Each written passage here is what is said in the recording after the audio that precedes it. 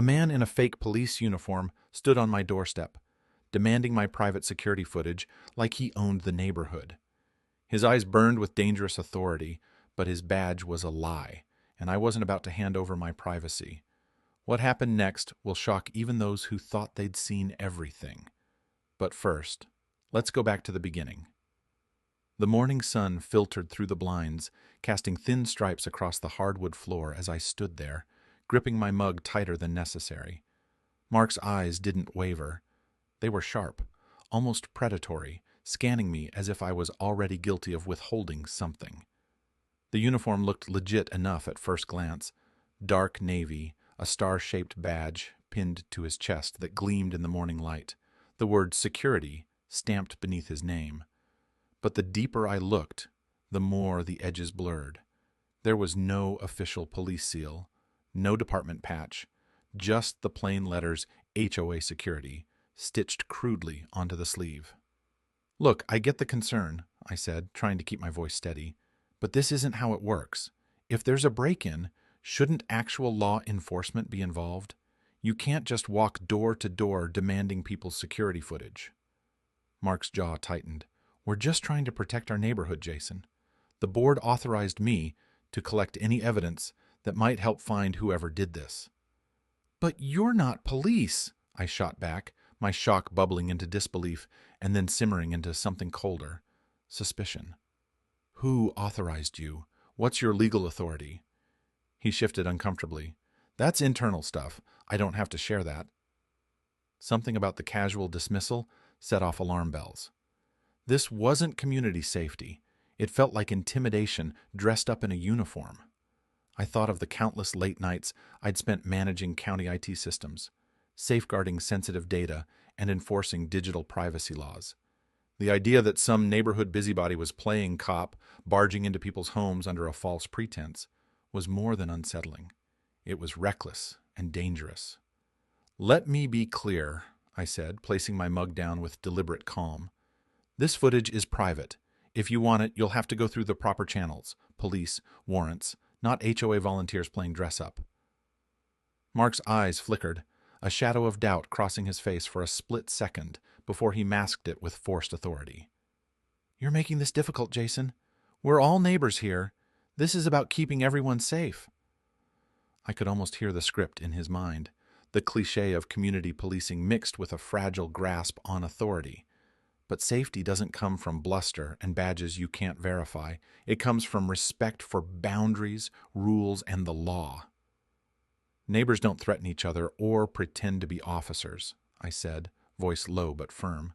"If the HOA wants cooperation, they need to do it right. Otherwise, this is harassment." He took a step back, perhaps realizing his bluff wasn't working, then said, "I'll be back with the board's decision." And just like that, he turned and walked away, leaving me staring at the door with a mix of confusion and outrage swirling inside. The whole encounter was wrong, shady, almost surreal. I could feel the weight of invasion pressing down, not just on my privacy, but on the trust I'd once had in this community. As I closed the door, a cold realization settled in. This wasn't just some minor annoyance. Someone had weaponized this fake authority to get what they wanted, and I was the one they picked to confront first. The audacity of it stung deeper than I expected. In the quiet that followed, my mind raced through the implications. What if Mark wasn't acting alone? What if this was part of a larger pattern of overreach? And who else in this neighborhood had bought into this illusion of power? The anger started as a flicker, but quickly grew into a blazing need to expose this charade. I wasn't about to let some imposter trample over privacy and safety without consequences. Not here. Not in my home. Not in my community. The moment I refused Mark's demand, the air thickened with an edge sharper than the morning chill. His calm facade cracked. "You're obstructing justice," he spat, his voice rising, attempting to intimidate as if volume alone could compensate for the absence of real authority. He leaned forward, his chest rigid, eyes narrowing with a blend of frustration and entitlement. But I wasn't about to crumble under his theatrics, because Mark didn't understand who he was confronting. "I'm Jason Keller. County IT Director. Every day, I sit at the nerve center of our digital security, monitoring firewalls, scrutinizing network traffic, and managing surveillance systems that protect millions of people. The kind of security footage he thought he could commandeer? I have access to it all, and more. More than most people even imagine. This wasn't some powerless HOA volunteer facing a gullible homeowner. This was a man with a professional shield and the knowledge to wield it. I kept my voice steady, the calm after the storm. Mark, you're not a police officer? Wearing a uniform doesn't make you one. Demanding private footage without legal authority is harassment, plain and simple. You're overstepping every line the law draws around privacy and consent. He scoffed, visibly rattled but pushing on with bravado. I'll report you to the board for noncompliance. They'll back me up. I smiled thinly. Do you know the bylaws you're citing? I do. None of them grant you legal authority to seize footage or conduct investigations. HOA rules don't override state or federal law. He faltered, searching for a comeback, but I kept going. If you want to investigate a break-in, the police are the ones to call. They have warrants, subpoenas, the proper channels. You don't. The tension shifted. It was no longer a one-sided intimidation attempt. It was a chess match. I saw the doubt flicker behind his eyes. So I pressed further, deliberately changing tactics. If you're really concerned about security, why don't you let me run a full audit on the HOA's systems? As County IT Director, I have the credentials and clearance to access any municipal or affiliated digital infrastructure. Mark's confident stance crumbled visibly. His face drained of color, the faint tremor in his hands betraying his fear beneath the bluster. What are you talking about? I'm talking about checking for vulnerabilities, unauthorized cameras, data leaks, anything that shouldn't be there. If the HOA security systems are as tight as you claim, then I'll prove it. If not, I'll expose every weak link. He glanced over his shoulder like a cornered animal, then tried to mask his panic with a thin laugh. You're bluffing. Try me, I said. In that moment, the power dynamic shifted irrevocably. Mark's authority was a fragile illusion, and I held the key to dismantling it. I wasn't just a homeowner protecting my privacy.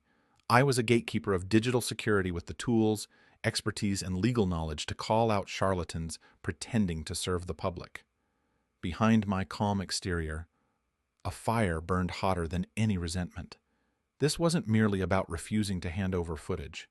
It was about standing against abuse disguised as protection, about reclaiming the trust that someone like Mark had fractured with his reckless show of force. For all his bluster, Mark was just a man trying to wield power he never truly earned. I was Jason Keller, and I was ready to expose him. Mark didn't linger. Without a word, he turned on his heel and walked away, the weight of silence heavier than any confrontation. But the end of his presence at my doorstep was just the beginning of what I knew had to come next, a reckoning not only for me, but for the entire neighborhood. I wasn't about to let that incident dissolve into a forgotten dispute. It demanded response, accountability, and clear boundaries. I immediately contacted the local police department, detailing everything: the uniform that wasn't, the badge that had no legal backing, and the brazen demand for private footage. I emphasized the harassment and the potential threat to residents' privacy. The officers on the line listened carefully, their tone shifting from routine to serious as I laid out the facts. This wasn't a trivial matter. It was an abuse of authority masquerading as protection, a dangerous erosion of trust that could spiral into far worse if left unchecked. Simultaneously, I drafted a formal complaint to the HOA board. I outlined Mark's behavior, underscoring how his actions violated the HOA's own policies and, more importantly, the privacy and security of every homeowner under their care. I attached copies of relevant sections of the bylaws and state privacy laws, ensuring the board couldn't dismiss the matter lightly. It was imperative they understood the gravity. This was not about petty neighborhood squabbles, but about fundamental rights. The response was swift. The HOA board convened an emergency meeting and, after reviewing the evidence and statements, took decisive action. Mark was immediately stripped of all security-related responsibilities and banned from participating in any official HOA functions. The board issued a public apology to the community, acknowledging the breach of trust and pledging to review their security oversight practices comprehensively. What emerged from that turmoil was a community galvanized by a newfound awareness. Neighbors who had once regarded me with skepticism, wary of anyone stirring the pot, began approaching me with gratitude, relief, and renewed respect. Conversations buzzed across front lawns and at weekend gatherings, shifting from idle gossip to substantive dialogue about privacy rights and digital security. Our neighborhood's once complacent attitude toward surveillance and data sharing transformed into vigilant empowerment. Together, we demanded clearer protocols, transparent policies, and assurances that no individual could wield disproportionate power under the guise of authority. The HOA agreed to host educational sessions about privacy protections and legal limits for security volunteers, a direct consequence of the incident. Cameras were audited, access logs scrutinized, and safeguards implemented to prevent any future abuses. Mark's shadow faded quickly. The man who had tried to intimidate not only me, but an entire community, was exposed as a disgraced former officer, barred from law enforcement for misconduct. His desperate attempt to reclaim power through mimicry and coercion left him isolated, powerless, and disgraced. He never dared to show up again. His bluff called and called hard. For me, the ordeal was more than a personal victory. It crystallized a profound truth. Genuine authority is grounded in knowledge, responsibility, and integrity, not in costumes, badges, or empty threats. I had stood my ground, armed with expertise and principle, and in doing so defended the privacy and dignity of my neighbors. What began as a shocking demand ended in justice served, satisfaction earned, and a community fortified against shadows lurking behind false uniforms.